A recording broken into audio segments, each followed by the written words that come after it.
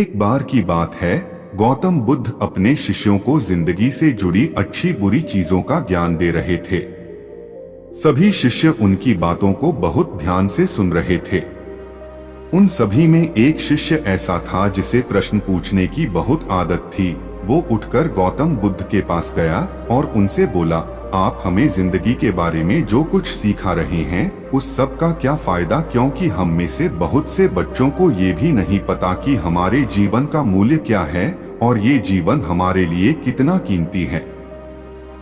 पहले आप हमें ये बताइए कि इस जीवन का मूल्य क्या है।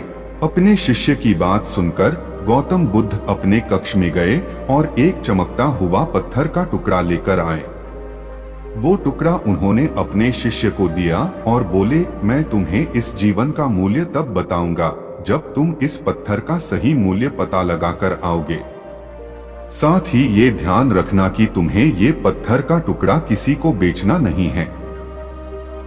गौतम बुद्ध की बात मानकर वो शिष्य बाजार की तरफ चला गया। बाजार में सबसे पहले उसकी नजर एक फल बेचने वाले पर पड़ी और उसने वो पत्थर उस फल वाले को दिखाया और बोला, इस पत्थर के बदले आप मुझे कितने फल दे सकते? फल वाला बोला, ये पत्थर कुछ खास तो नहीं है, लेकिन फिर भी इसके बदले में तुम्हें 10 केले दे सकता हूँ। वो शिष्य उस पत्थर को लेकर आगे चला गया। फिर उसे एक सब्जी वाला मिला।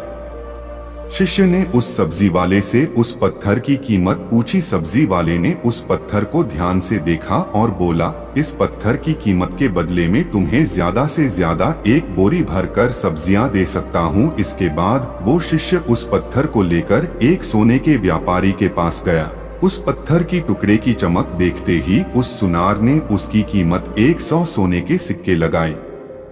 शिष्य ने वो टुकड़ा बेचने से मना किया तो वो सुनार उसके बदले 200 सोने के सिक्के देने को भी राजी हो गया, लेकिन शिष्य ने वो पत्थर नहीं बेचा।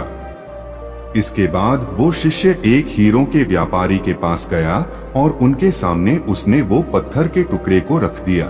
उस पत्थर को देखते ही हीरों के व्यापारी ने एक साफ कपड़ा बिछाया, उस पत्थर को उसके ऊपर रखा, फिर उसकी परिक्रमा की और हाथ जोड़कर उस पत्थर को कपड़े में लपेटते हुए वो बोला, तुम जिसे मामूली पत्थर समझकर उसकी कीमत पूछ रहे हो, असल में ये एक बेशकीमती रूबी है।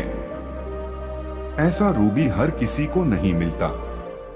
मैं अगर अपना सब कुछ बेच भी दूं तो भी इसकी कीमत नहीं चुका सकता। उस व्यापारी की बातें सुनकर वो शिष्य हैरान हो गया। वो दौड़ा दौड़ा सीधा बुद्ध के पास आया और उन्हें उसने जो कुछ भी बाजार में हुआ वो सब बताया। उसकी अचरज भरी बातें सुनकर गौतम बुद्ध बोले, तुम्हारे सवाल का जवाब इस रूबी की कीमत में ही छिपा है। हमारा जीवन भी एक रूबी है, रूबी की तरह ये भी बेशकीमती है, लेकिन हम इस बात को हमेशा नजरअंदाज करते हैं और अपने जीवन का मूल्य नहीं समझते। हम दूसरों को देखकर और उनके जैसा जीवन जीने की कोशिश में अपने जीवन की कीमत को कम कर देते हैं।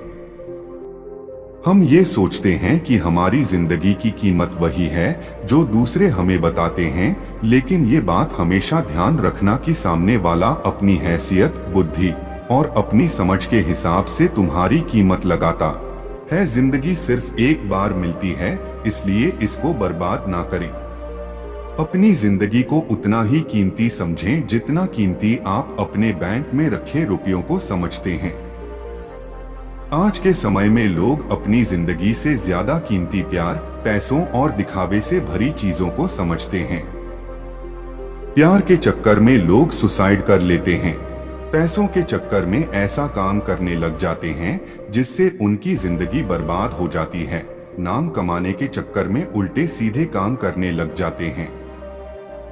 हमेशा याद रखें कि दिखावा करना जरूरी नहीं है। प्यार दोबारा मिल सकता है, पैसा फिर कमाया जा सकता है, लेकिन जिंदगी को फिर से पाया नहीं जा सकता। इसलिए अपनी इस बेशकीमती जिंदगी को अच्छे से जिएं। हर पल का आनंद लें। कभी ये ना सोचें कि आप इस दुनिया में किसी काम के नहीं है, ना कभी ये सोचें कि आपकी जिंदगी व्यर्थ है। आपके होने या ना होने से कुछ फर्क नहीं पड़ता। जब भी ऐसे नेगेटिव विचार आपके मन में आए तो खुद को बस ये याद दिलाएं कि जीवन एक रूबी है, और ये बेशकीमती है।